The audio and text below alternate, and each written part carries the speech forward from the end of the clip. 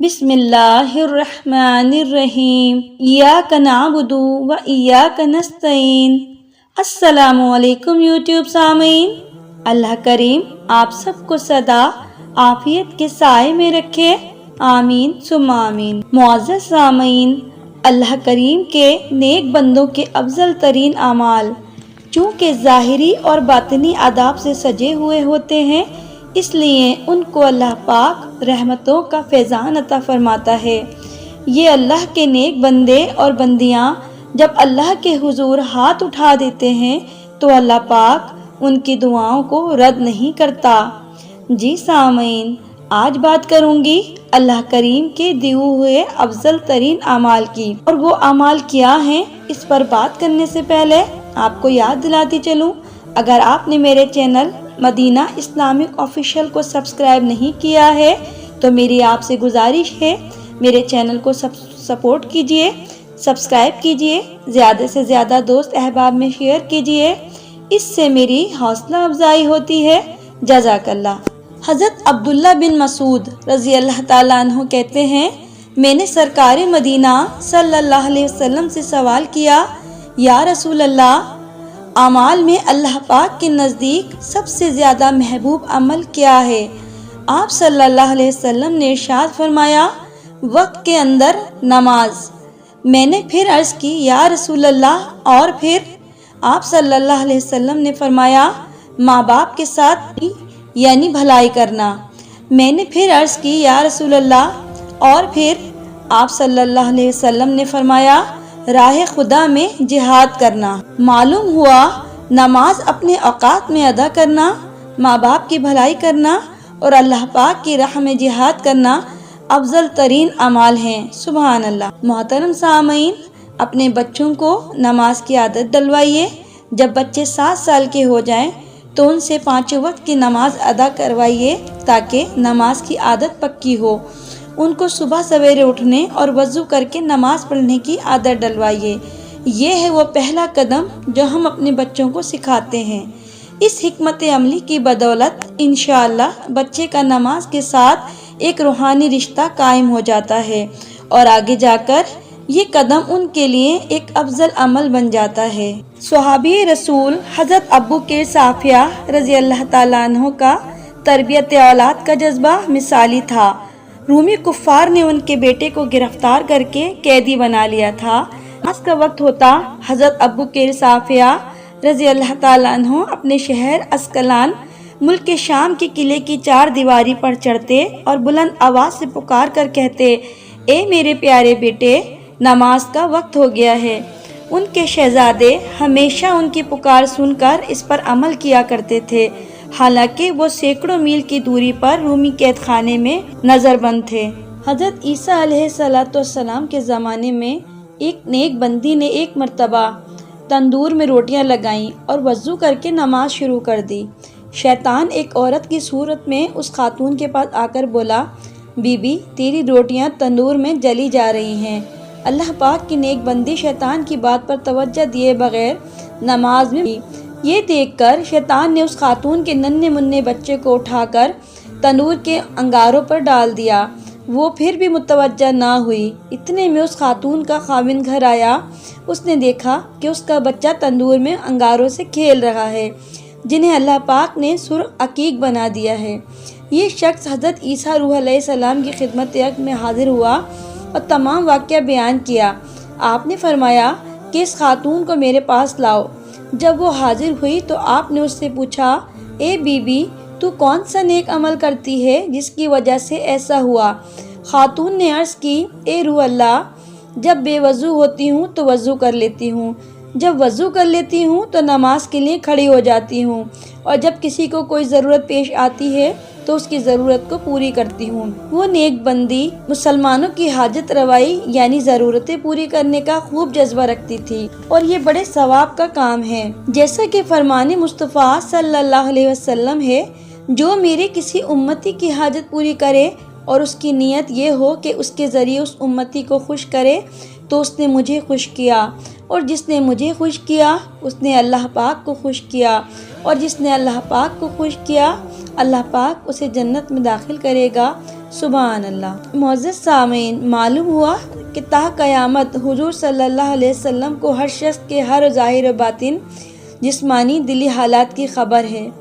اگر حضور صلی اللہ علیہ وسلم بے خبر ہوں اور مومن خوشی کا حضور کو علم نہ ہو تو آپ کیسے خوشی ہوگی؟ روایت میں ہے کہ ایک شخص کسی قبر کے قریب 2 رکعت نماز ادا کرنے کے بعد لیٹ گیا۔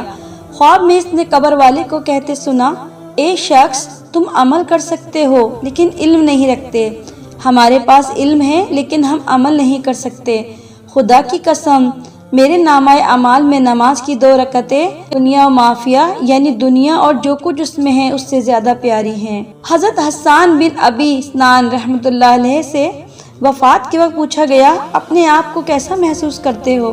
فرمایا، اگر میں جہنم سے نجات پا جاؤں تو خیریت ہے۔ پھر عرض کی گئی، آپ کی خواہش کیا ہے؟ ارشاد فرمایا، مجھے ایک طویل رات کی خواہش ہے کہ اس میں ساری رات عبادت کرتا رہوں۔ حضرت امام محمد بن محمد غزالی رحمۃ اللہ علیہ فرماتے ہیں، اگر قبر والوں کو فضولیات میں زندگی کے دن ضائع کرنے والے شخص کا ایک دن دے دیا جائے تو یہ ان قبر والوں کے نزدیک تمام دنیا سے زیادہ پیارا ہو، کیونکہ اب وہ اعمال کی قدر و قیمت پہچان چکے ہیں اور معاملات کی حقیقت ان پر کھل چکی ہے۔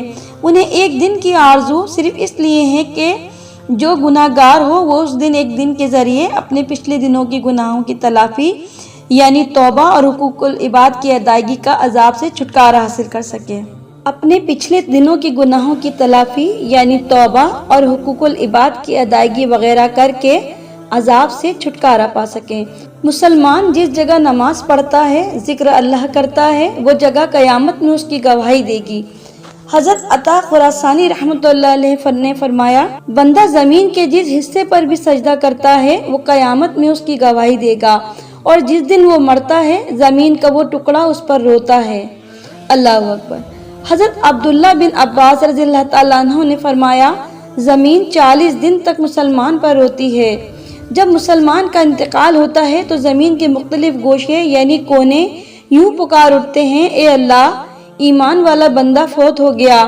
پس آسمان و زمین اس پر روتے ہیں۔ اللہ پاک ان دونوں سے ارشاد فرماتا ہے، تم میرے بندے پر کس وجہ سے روئے؟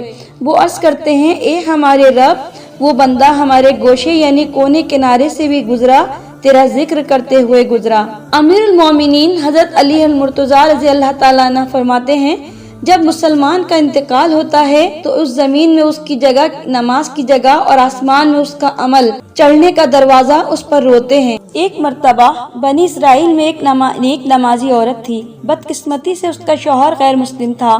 وہ اپنی بیوی کو نماز سے روکتا تھا، مگر مار پیٹ کے باوجود وہ خاتون نماز نہ چھوڑتی۔ شوہر نے تنگ آ کر ایک سازش کے تحت کچھ مال اپنی بیوی کو دے کر کہا کہ اسے محفوظ جگہ پر رکھ دو، جب مانگوں تب دینا۔ موقع پا کر شوہر نے چپکے سے وہ مال اٹھا کر دریا میں پھینک دیا۔ اللہ کریم کی قدرت سے وہ مال ایک مچھلی نے نگل لیا۔ وہ مچھلی ایک ہی ماہی گیر یعنی مچھلیاں پکڑنے والے کے جال میں آ گئی اور فروخت ہونے کے بعد بازار میں آئی۔ خدا کی شان کہ وہی مچھلی اس کے شوہر نے خریدی اور پکانے کے لیے گھر لے آیا۔ اس نے خاتون نے پکانے کے لیے مچھلی کا پیٹ کاٹا، وہ مال پیٹ سے نکل پڑا۔ وہ سارا معاملہ سمجھ گئی۔ اس عورت نے وہ مال اسی جگہ پر رکھ دیا۔ شوہر نے منصوبے کے مطابق بیوی سے مال مانگا تاکہ مال نہ ملنے کی صورت میں اس پر تہمت رکھ کر اسے سزا دلوا سکے، مگر اللہ کریم کی رحمت سے بیوی نے مال نکال کر شوہر کے حوالے کر دیا۔ اس پر وہ بہت حیران ہوا، مگر اس نے سوچا اس میں ضرور عورت کی کوئی چالاکی ہے۔ اس نے اس واقعے سے عبرت حاصل نہ کی، بلکہ بیوی نے جب روٹی پکانے کے لیے تنور جلایا تو ظالم نے اسے جلتے تندور میں ڈال دیا تاکہ جل کر فوت ہو جائے۔ تندور میں گرتے ہی اس نے ایک نمازی خاتون نے اللہ پاک کی بارگاہ میں التجا کی۔ اللہ پاک نے اس کی دعا قبول فرمائی۔ تندور کی آگ فوراً ٹھنڈی ہو گئی اور وہ نمازی خاتون نماز کی برکت سے زندہ بچ گئی۔ سبحان اللہ۔ اللہ رب العزت کی ان سب پر رحمت ہو اور ان کے صدقے ہماری بے حساب مغفرت ہو، آمین ثم آمین۔ معزز سامعین، ہر مرد اور عورت پر اپنے ماں باپ کے حقوق کو بھی ادا کرنا ایک بہترین عمل صالح ہے۔ اپنے کسی قول و فعل سے ماں باپ کو کسی قسم کی کوئی تکلیف نہ دیں۔ اپنی ہر بات اور اپنے ہر عمل سے ماں باپ کی تعظیم و تکریم کریں اور ان کی عزت کا خیال ہمیشہ رکھیں۔ ماں باپ کا انتقال ہو جائے تو اولاد پر ماں باپ کا یہ حق ہے کہ ان کے لیے مغفرت کی دعائیں کرتے رہیں اور اپنی نفلی اور خیرات کا ثواب ان کی روحوں کو پہنچاتے رہیں۔ معزز سامعین، خوب یاد رکھیں کہ ہم اپنے ماں باپ کے ساتھ اچھا یا برا جو سلوک بھی کریں گے، ویسا ہی سلوک ہماری اولاد بھی ہمارے ساتھ کرے گی۔ اور یہ بھی جان لیں کہ ماں باپ کے ساتھ اچھا سلوک کرنے سے رزق میں ترقی اور عمر میں خیر و برکت نصیب ہوتی ہے۔ یہ اللہ تعالیٰ کے سچے رسول صلی اللہ علیہ وسلم کا فرمان ہے جو ہرگز کبھی غلط نہیں ہو سکتا۔ سبحان اللہ۔ حضرت ابو ہریرہ رسول اللہ صلی اللہ علیہ وسلم سے روایت ہیں، آپ صلی اللہ علیہ وسلم نے فرمایا، جو شخص اللہ کی راہ میں جہاد کے لیے نکلے، اللہ اس کا ضامن ہو گیا۔ اللہ تعالیٰ فرماتا ہے، کیونکہ اس کو میری ذات پر یقین اور میرے پیغمبروں کی تصدیق نے اس سرفروشی کے لیے گھر سے نکالا ہے، میں اس بات کا ضامن ہوں کہ یا تو اس کو واپس کر دوں ثواب اور مال غنیمت کے ساتھ، یا شہید ہونے کے بعد جنت میں داخل کر دوں۔ رسول اللہ صلی اللہ علیہ وسلم نے فرمایا، اگر میں اپنی امت پر اس کام کو دشوار نہ سمجھتا تو لشکر کا ساتھ نہ چھوڑتا، اور میری خواہش ہے کہ اللہ کی راہ میں مارا جاؤں، پھر زندہ کیا جاؤں، پھر مارا جاؤں، پھر زندہ کیا جاؤں، پھر مارا جاؤں۔ سبحان اللہ۔